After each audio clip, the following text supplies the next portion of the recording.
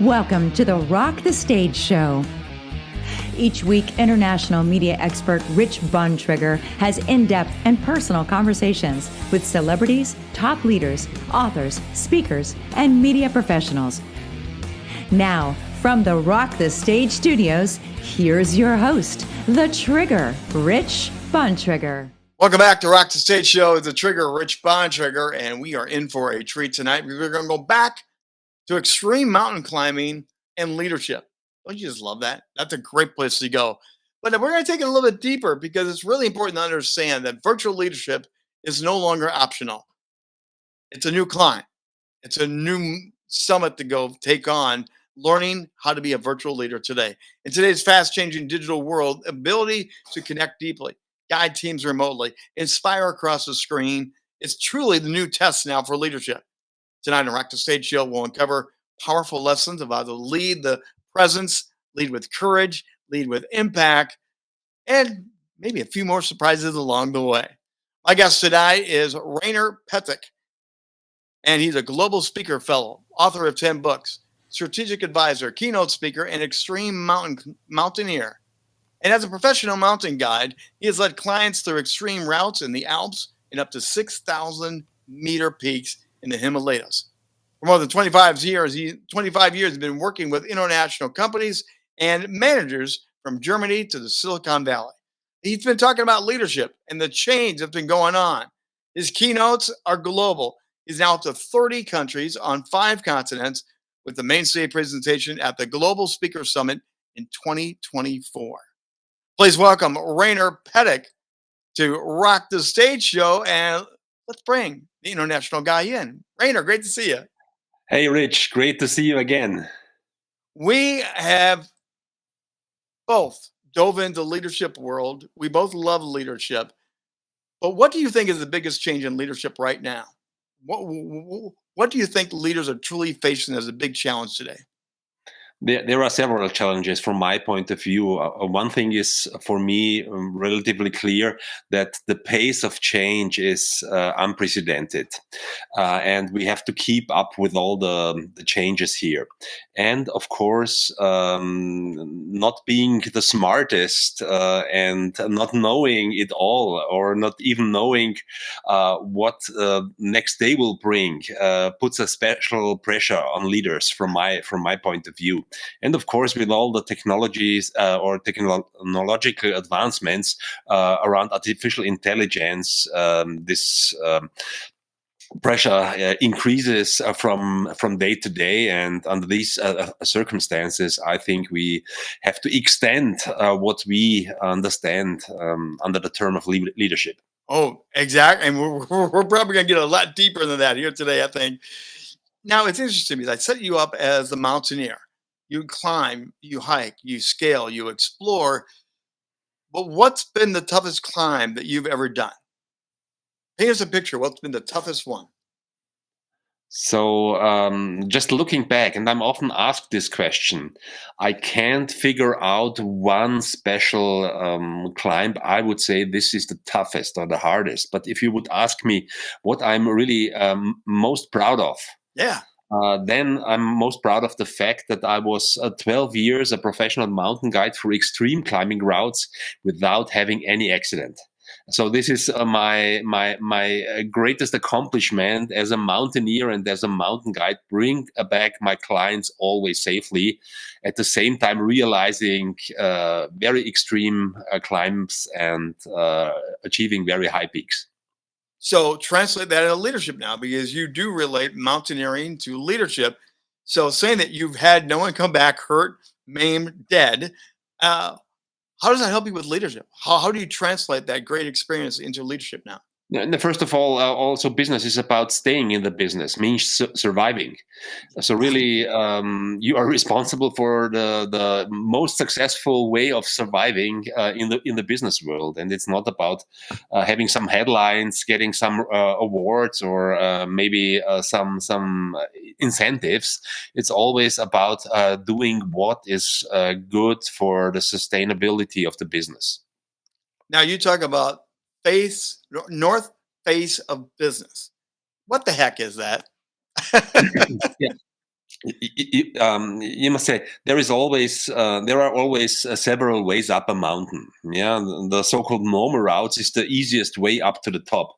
I always wanted to become an extreme climber and take the most difficult way up the mountain. Usually in the Alps, where I come from, in Europe, you will find the most difficult climbs on the north faces of the Alps, because they are on the they are somehow stretched from east to west, and you have a more friendly south face and a more tough north face, where not much sun is coming in, and where the conditions are always very, very tough. And therefore, the north face of business really stands for those challenges that are more than ordinary. So do leaders realize there's a north face? There's a more challenging way to do leadership? Do people understand that?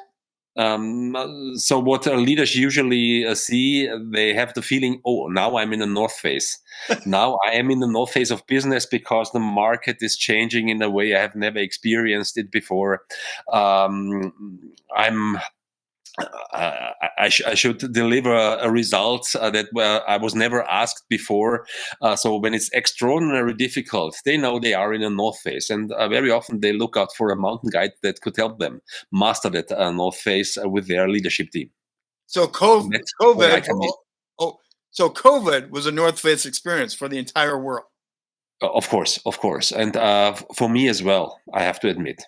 Oh, really? So Yeah. how did COVID impact you, the expert? Was a north face for me, and it was a north face for me because of one fact. Beginning of March 2022, I was convinced that my impact as a speaker and as a consultant, I do both, Yeah. uh, depends from being physically present with other people in one room. Mhm. I hated online work. I didn't have any online account. I had nothing. Yeah, I really had nothing. And for me, this meant after 3 days, now the whole situation is changing. I don't know how to get exactly out of that, but I know it will be somehow of virtual work. It will be a world of virtual leadership. It will be a world of virtual collaboration. It will be a world of virtual keynotes for the next year at least. Yeah. And I really thought, what can I do now? I had no clue. I had no plan, because I denied online work and hated it. And then I just promised myself. I gave myself a promise that I said, I don't know when the whole thing is over, when the Right. pandemic is done, but when it's over, I want to be able to look back to March 2022 and be able to say my response on that crisis was one of the greatest professional achievements of my life. This was the promise I gave to myself, that fueled me somehow with energy, with confidence, with power, and I just reached out for help. I asked colleagues who were already working online, and I said to myself, I don't want to learn how to do virtual meetings and screen sharing or something like that.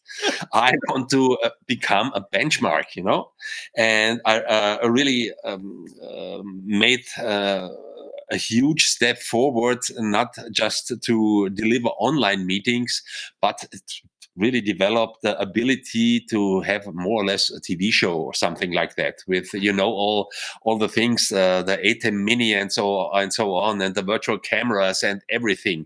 So I really invested a lot, and after 3 weeks, I was almost one step ahead of the most people that Yes. were just working online in some way. And I did a second thing at that time. I just invited all my clients for free, pro bono, just for free, to join me one evening a week for one glass wine online.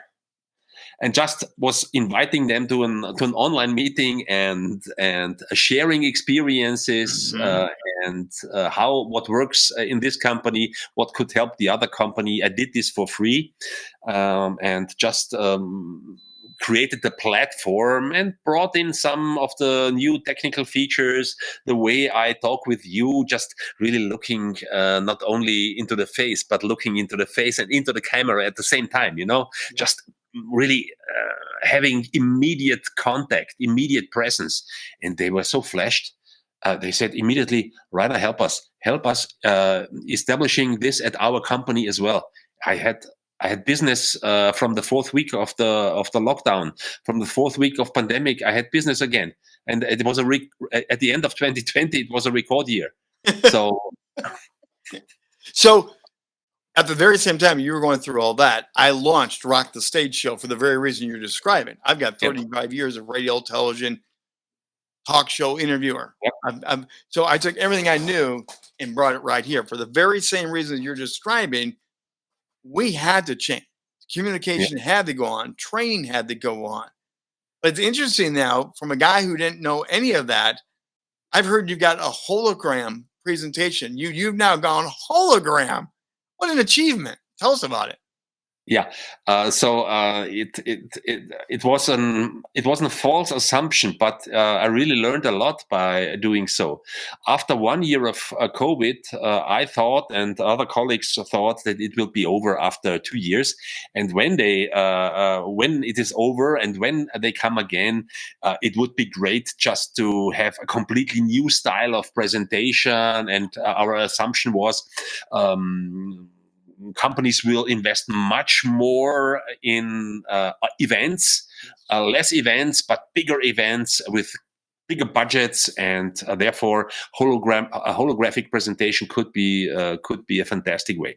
So I really invested for the business I do quite an amount of money to create a hologram presentation.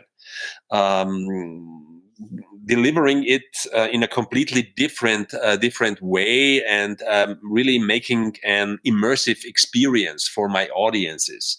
It took me about 9 months to create that with professionals, and I presented it at the first time at the annual convention of our Speakers Association in Germany, of the GSA convention in 2021, and people were completely flashed. And people were completely flashed, and I was just so convinced that it will be just such a great business. And what happened while working on that, I really learned to think not about presentations. I learned to think about production. It's a production, not a presentation you give. Oh yeah, totally it's a completely different approach. Yeah. Yes. So this is what I learned through that, and I thought, now the business will start off with holographic presentation. After doing the presentation at the German Speakers Association, next week I got 5 bookings, but only 1 for a holographic presentation, 4 for traditional presentations. Just because for the German market, the budgets are not that high that they can afford the cost, the technical cost that a holographic presentation would require. And so it was a huge marketing booster for my traditional speaking business. But to be honest, I sold, after investing really a lot of money in that, I sold only 1 in-person holographic presentation in Germany up to now. But here comes the most important part of it. The most important part of it, that in the audience at the German Speakers Association, audience member came back to me and said, "That's completely cool. Do you know that you could deliver this online as well?" I said, "No. How do you do that?" He said to me, "Just with my software." So he developed a software called Mimo Live. I think you could do that with Ecamm Live as well, or via OBS bot or whatever, or OBS, sorry, as well. But he just said to me, with his software Mimo Live, you can do that. His name is Oliver. He's also a member of the Sika RPEC at the NSA conventions. He's quite often there, and this was the booster for the business, because I was able to deliver holographic, or the illusion of holographic presentation from the online studio at home. So let me jump in there, because you're illustrating so much great stuff, and I want to make sure I don't want us to gloss over this, because what you're describing is a couple key things of the shift from in-person to virtual leadership. Number one is you're not doing information, you're doing experience. Yeah. I want to make sure people hear that and understand that you've turned it in, because so many are just talking heads. You made an experience with the information, and most leaders today still don't get that. Can you help us out to understand why the experience is so important with virtual leadership? I mean, we all know boring meetings. We all know boring meetings with less eye contact, very tiny information on some slides, some screen sharing. You see a talking head in a very small window who is commenting that, and I mean, it's not easy to pay attention for a longer time if you have that. But if you really have eye contact, if you have the feeling, and I will never forget the person who provided this experience to me for the very first time. It was our common colleague, Terry Brock. Yeah. You know, I thought always, why is Terry Brock just so present? And I realized it was the eye contact. It was the bright picture he had, and I was feeling he was directly talking to me.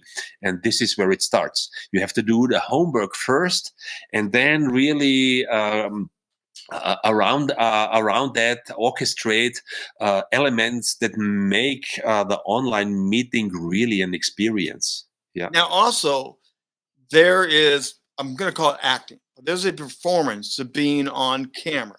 And many colleagues struggle with this. I just want to give my information trigger. I just want to let people know this is what they need to know. And I'm like, to be a virtual leader, there is a performance to this now, because you're compared automatically to Netflix, to nightly news, to TV. No matter what you do, you're always going to be compared now. So talk about the performance side. Was that hard for you to get in performance side from your own home studio? Not really, because I realized very quickly, just letting myself being challenged from the virtual pros. I understood, now we have a relaxed conversation, but I never would do a virtual presentation sitting in a chair. Right. You have to stand there. You have to be there in your full power. I'm not talking to my camera. I'm talking to real people. Okay, They're real people. That's the key. You're talking through the camera to the person, not at the camera. Yeah. That is a quantum leap for most leaders. They still, when the red light goes on, they're like, instead of being relaxed and expressive, they go, "Hi, Rich. How's it going?" and become stiff and bored. Yeah. First of all, stand up, like you said. Yeah. But also, you have to talk through the camera, just like you're having a cup of coffee sitting down in the actual room. You have to feel that, exude that. Definitely. Any tips on how to do that? Because most people don't understand what you and I are talking about right now. Look for interaction. Look for interaction, and don't get sidetracked or somehow out of your own mode by trying to deal with all the technical things. Have one that facilitates you, have one that supports you, have one that does all the thing for you. And tell your people, tell your staff or your supporters, please organize an interaction for me. I want to have direct feedback. So recently I had Manly Feinberg II. Yeah. You probably know Manly. You both are mountaineers. I know Manly, yeah. So he was just on the show recently. He talked about the importance of mountain climbing and teamwork. Translate that to production, to doing virtual leadership. You should have someone else pushing the buttons, doing all that work. and you should be right here to give the best show you can. Of course. And if you think production and not presentation, Right. then you will really shift your perspective on how to do this. Because if you think presentation, I have to be the magician of the virtual presentation, and I have a stream deck, and I have this switch, and suddenly something doesn't work. You have a hiccup. Have a team. Have a team that does that for you. Because every TV production would at least work with a small team of 2 or 3 people. Right. Yeah. And Just think about that's a big change for leaders. I mean, they don't want to do it all. They want to show you that, and especially if you're used to keynote, you walk on stage, you have the microphone, you just do it. You need to do the same now virtually. You need to have people supporting you so you can be 100% here. it here, of course. Now, when you get into virtual leadership and the interaction, I've done some keynotes now where I have a virtual audience and a live in-person audience. I tell people I will present for the live audience, but my heart and my mind has to be more extra focused on the virtual because they will turn you off if they feel like they're forgotten. What advice you can give for people that are in that situation of they have live, but they're also streaming? How do you split your attention? Where do you put your energy? Maybe that's one of the hardest challenges you have to do so. Honestly spoken, I try to create the same conditions for everyone if it's somehow possible. Yep. But it always but it also can work. But also have somebody who reminds you to turn maybe to the camera for a special moment. Yes. Not to be focused too long to the live audience. Have someone there who gives you a sign. Now again, turn your attention to the virtual audience as well, so that they feel included as well. So I would just ask for help as well. Well, and also the engagements that we talked about. It's hard when you're presenting to stop, turn to a monitor, and read the chat box.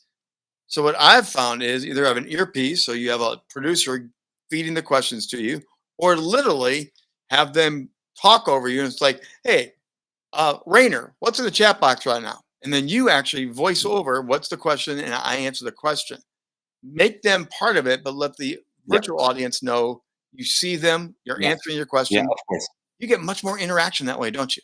Of course. Definitely. Now, there's another aspect of virtual leadership that I would love your opinion on because I think it's more personal. People think it's not personal when you go through the camera lens, but when you learn how to do it, share your heart, share your passions, share your dreams. They don't want information. They want to know you're the leader that loves them, they can trust. How do you do that through the virtual lens? How do you share your heart and your passion without looking goofy, do you think? Yeah, but I think is what's most important for leaders, and this is true for in-person meetings as well. But harness the power of story. Yes.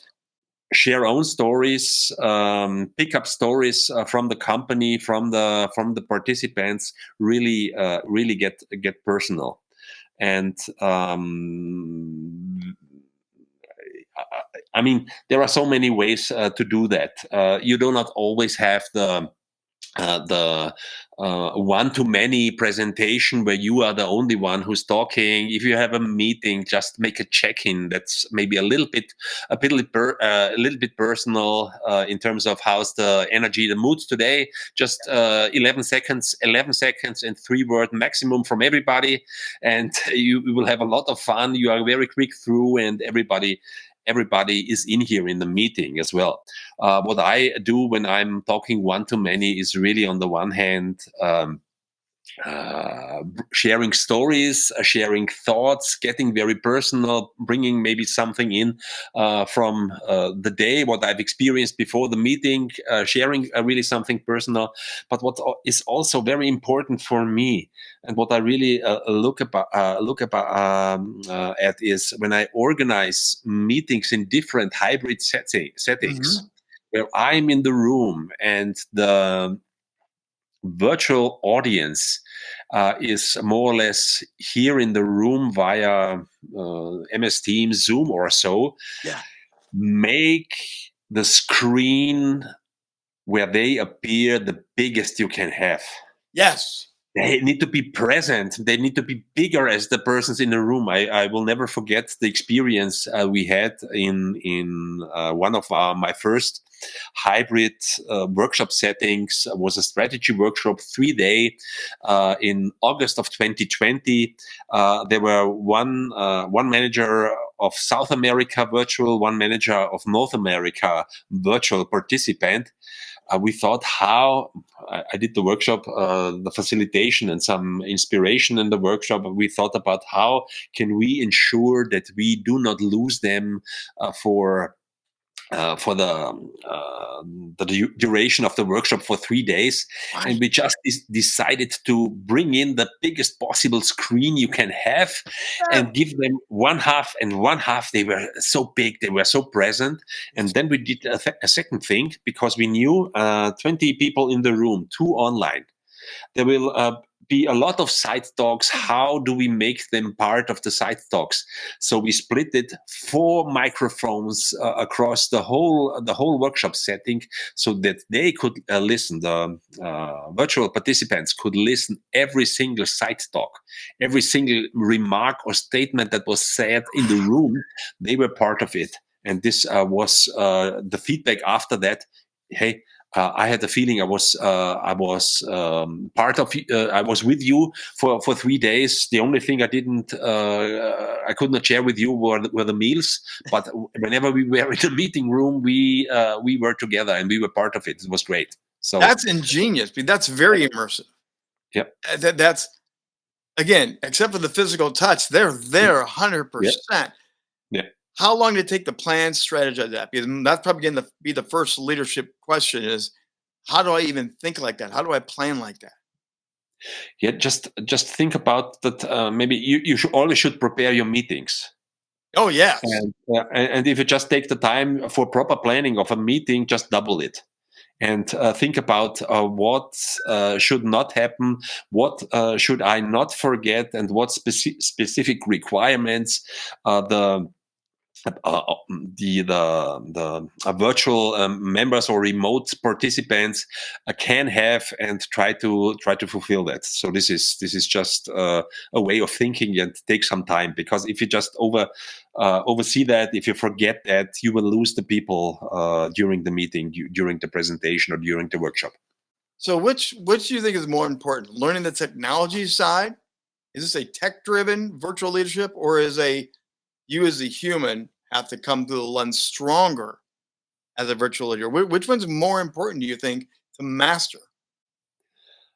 I think if you don't do the technical homework, you can forget the human, because if they do not have proper sound in the place where they where they try to follow you, you need to ensure sound quality first.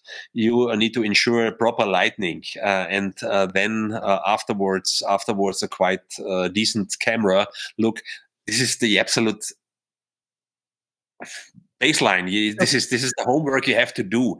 But then get human. Then get human, and think about that you need to weave in stories, that you should not rely on small font sizes and very text-rich PowerPoint slides. So just to be very clear in what you say, have your clear messages, have a font size that other people on a small laptop still can read, and think about how can you provide really an immersive experience, so that, as you said, the benchmark is not the other company. The benchmark is Netflix. Yes, it is. And that's a major shift for leaders. But I like how you said that. Most of again, I do not like PowerPoint. I do not like clicking forever with another slide, another word, another slide. Turn it into storytelling with a picture, with a video, with an image. You relay the information, but now you have something to visualize, to pull them into what you're talking about. And I'm sure with your mountaineering, you've got some great clips to show on your screen Of while you're course, talking about what you're talking about, right?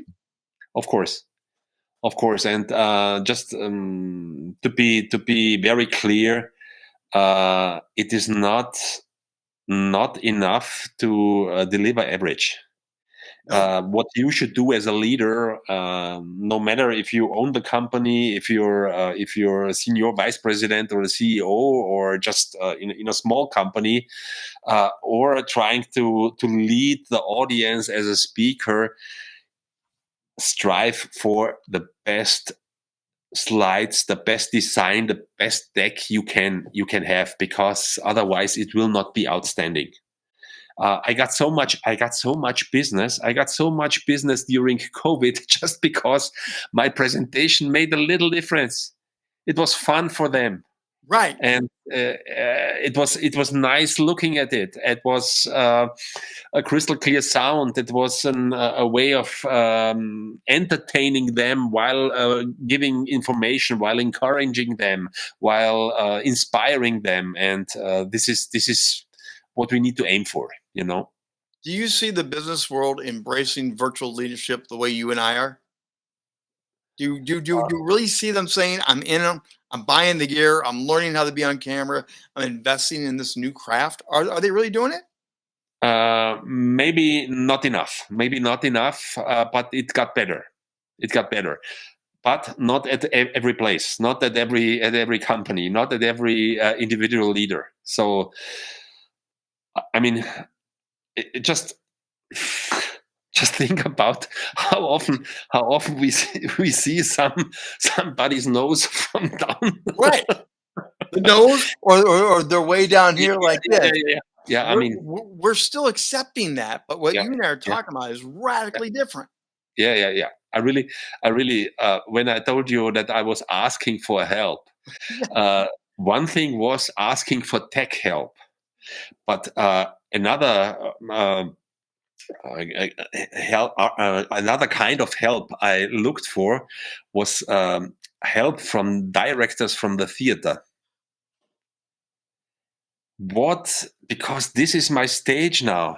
Yes. This is my stage now, and how should my stage look like? Where should I be positioned? Yeah. In which how much headspace Right. is fine for me, yeah, and how do I compose that, and how should I do that? So this is the kind of help that helped me to make something that is a little bit more than the average, that is somehow outstanding, that makes a little bit of a difference, and it made such a difference Right. in my business as well. So Well, like you talked it's- about the headroom for a second. yeah, So yeah, I always tell people about 3 fingers from the top of yeah, the frame. Now, if you're too high up, it looks like your head's chopped off. yeah, If you're too low, you got all yeah, that headspace. That's a yeah, great example of yeah, theater, TV yeah, producers. yeah, Talk to them. They'll tell you how that works, right? yeah, definitely. How hard was that for you to take their advice? Did you gravitate to it and say, "Yep, I got it," or was it hard to learn that? It was unusual, but I'm professional enough to say, hey, if this is the new requirement, I will do it, no matter how it hurts, no matter how much it costs. I always know this comes back 10 times more. So you have to do that. Now, when it comes to this is your stage, and earlier Yeah, we talked about standing up. During pandemic, I would always tell my people when I'm coaching consulting, I would tell them to stand up, and they'd laugh at me. I said, just move the camera, rearrange. And as they began, because they were complaining, this is boring, this is stiff, I don't get the same reactions. My keynote is what blah. But when they stood up, every time, 100% of the time, Rainer, they stopped, interrupted me, and said, why do I feel different? What did you do to me?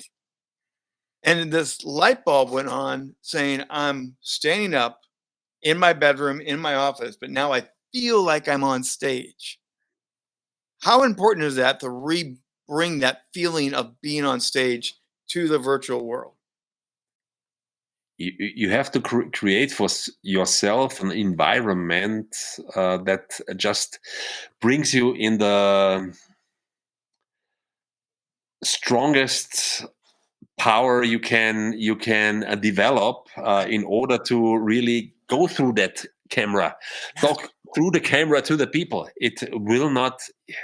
They will sense everything. If you are bored, if you are just thinking about who's sitting there, how they are looking right now, you just have to imagine that they are waiting for you, that they are really hungry for your message, that they are really expecting you to be in your best shape ever, and then be there, and then prepare everything to be in the best shape.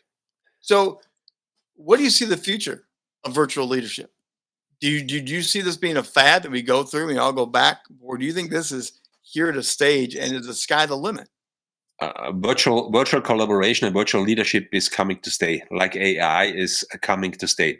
Rainer, we're going to pause for a second and bring up your website here because we want people to know where to find you, get more information. So, what are they going to find when you go to your website? They will find more or less a little bit of information about me as a person, and maybe a sneak peek in the main work I do. My business is about 40% keynotes, as you said in the introduction. I do a lot of international work, and do a lot of keynotes. But on the other hand, my second pillar of my business is leadership team development. And leadership team development is really creating the collaboration of the top teams of companies, in terms of working together, collaborating together, but also developing a common view of the future, developing a strategy and a common ambition that we really want to achieve. And I very often combine these strategy workshops or leadership team workshop with bringing in my keynotes at the right time of the process. So it's a unique blend of inspiration and facilitation and team development and strategy development. This is more or less what you will find on my website. Fantastic. Go hit the QR code, scan it, check it on out. When it comes to teamwork, virtual leadership has been a big change there too, because we're globally connecting with our teams. What advice you would say to be a virtual leader to make sure your teams feel connected through that camera? What's some big things that make sure the team is really tight together? Have in mind that the team changes, and some people might have met in person, and 2 or 3 new team members might not have, so they will be on a different level. Bring them together in person as soon as possible in order to develop that human sense that we need to really talk to each other. If we wouldn't have met 2 or 3 times at the NSA influence conventions in America, our conversation would maybe be a little bit different. But now that we met each other, it's like meeting a friend and talking to each other in a completely different way. So this is one part. And on the other side, just make it a team experience, the meetings you have, and not talking one leader to all the people and just asking for a commitment or for some report or so. Really create a conversation that